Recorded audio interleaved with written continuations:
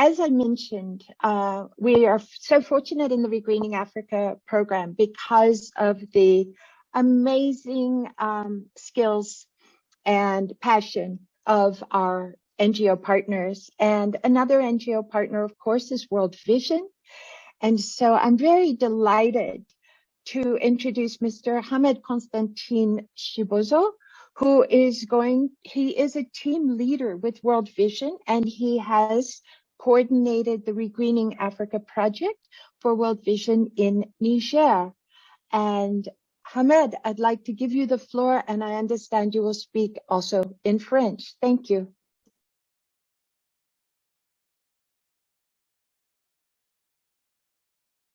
Bonjour, merci beaucoup Constance. Donc je suis Hamed Constantin Chibozo du côté de World Vision au Niger et je coordonne le projet de Greening Africa comme l'a dit Constance.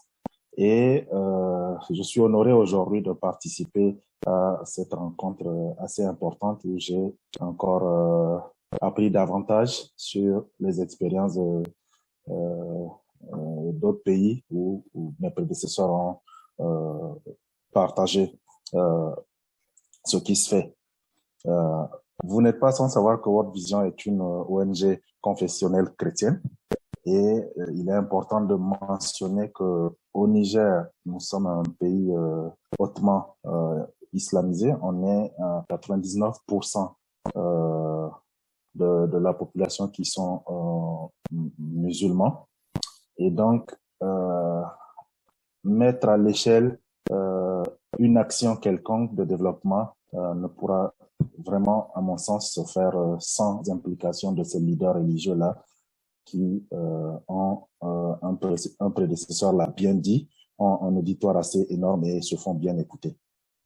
Donc, je vais vous présenter pour le cas de Regreening Africa au Niger, comment est-ce que nous avons collaboré avec les acteurs de foi, tant du côté des musulmans, tant du côté de l'Église, et comment est-ce que nous arrivons à sensibiliser et conscientiser les communautés pour restaurer nos écosystèmes.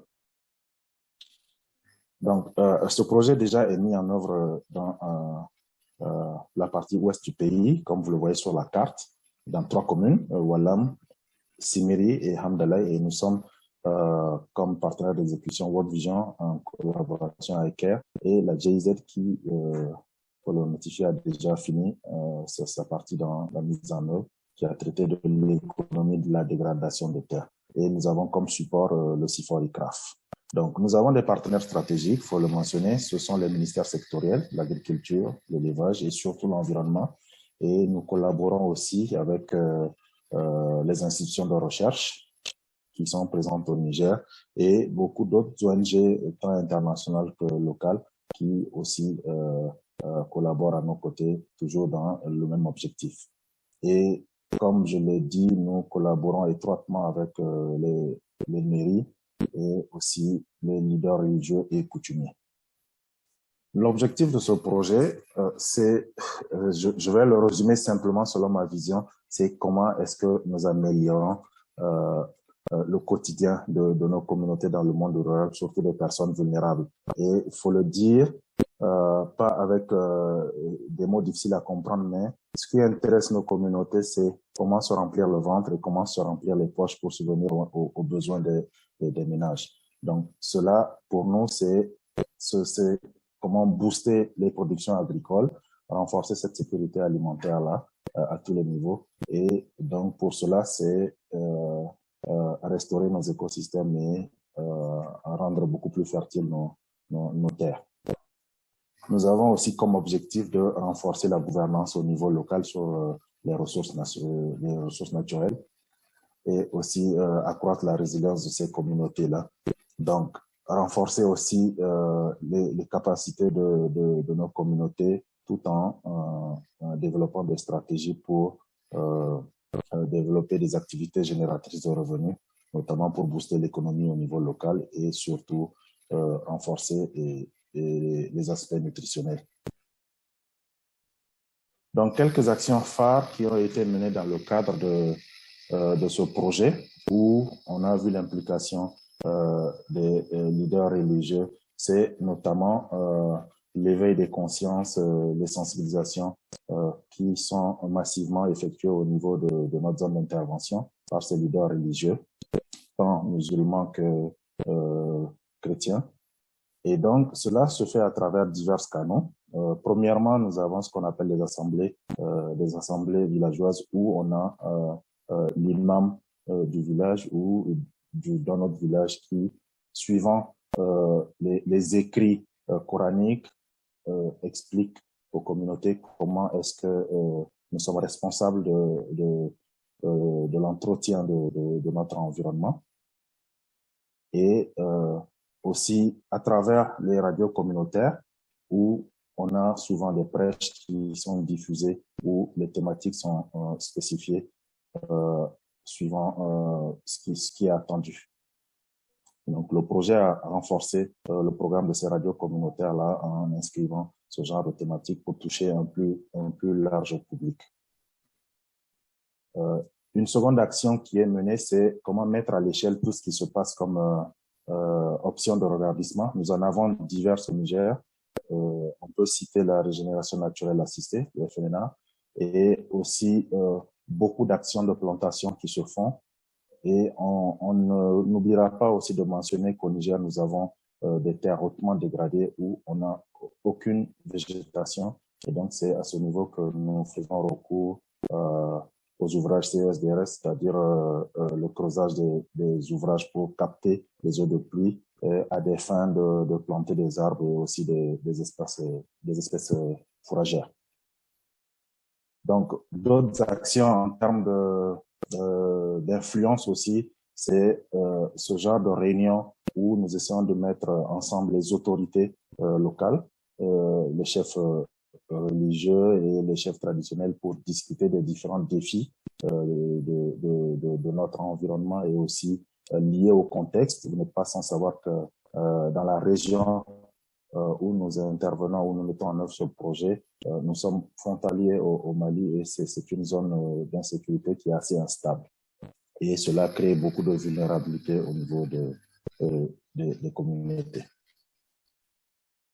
Une autre action assez importante où les leaders religieux interviennent, c'est tous les aspects de formation et de renforcement de capacité. Comme vous le voyez sur les images, nous faisons recours à ces acteurs de foi qui renforcent les capacités des communautés sur diverses pratiques. C'est notamment sur la RNA, souvent sur la plantation des arbres, mais aussi sur les actions de greffage, qui est aussi une option qui est en train de se développer au Niger, le greffage en plein champ pour certaines espèces d'arbres pour booster la production des fruits sauvages.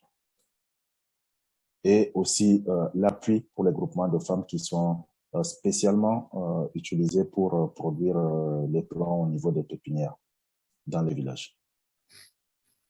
Une dernière action assez importante qu'il faut mentionner, c'est cette inclusion-là, comment est-ce que les femmes, les jeunes sont impliqués dans toutes les actions de reverdissement et comment est-ce que la paix est un focus sur lequel les leaders religieux mettre l'accent pour renforcer cette cohésion sociale.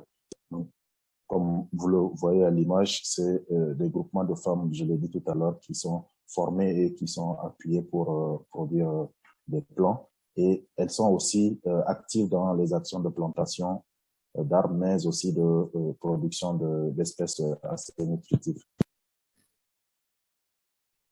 Donc, notre approche pour mettre à l'échelle toutes ces pratiques-là, c'est vraiment basé sur des leaders qui sont pour la plupart des producteurs, mais il faut le souligner, plus de la moitié sont des leaders religieux aussi, parce qu'ils ont, comme on l'a dit tout à l'heure, cet auditoire aux normes énormes-là, où ils se font bien écouter. Donc, notre approche de mise à l'échelle est vraiment focus sur ces acteurs-là de changement qui reçoivent du projet les appuis divers et qui ont cette responsabilité de disséminer cela au niveau des villages d'intervention et cela dans le but de nous permettre d'atteindre nos objectifs, mais aussi d'observer les impacts et les changements dans le paysage. Donc cela se fait plutôt à travers beaucoup d'actions de communication, et des actions d'influence et aussi des actions de plaidoyer, je l'ai dit. On a des cadres d'échange avec les autorités locales et les chefs coutumiers, et aussi beaucoup d'actions de renforcement de capacité. Aussi l'implication des responsables des commissions foncières.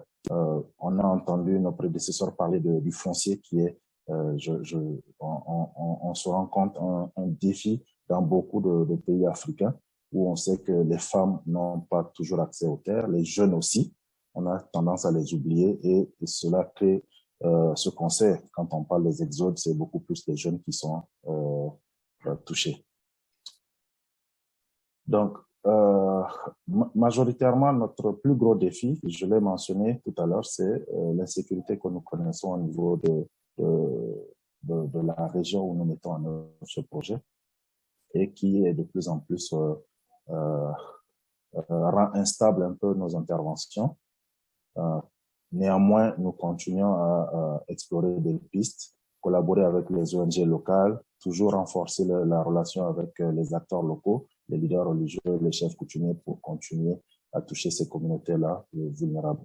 Donc, je vais finir ma présentation en citant le pape François, qui, je me rappelle, au moment où on a lancé la décennie de la restauration des terres, qui disait restaurer nos écosystèmes, notre environnement, c'est nous restaurer nous-mêmes. Donc, cela touche directement nos foi et cela, je pense, je l'ai dit en introduction, ne pourra pas se faire sans l'implication des acteurs de foi, les leaders religieux.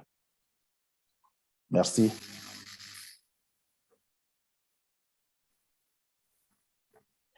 Thank you so much, Hamed, and what a success it has been. I also greatly appreciate your identifying the challenges that are still there, but with your message of keep faith alive is very, very beautiful.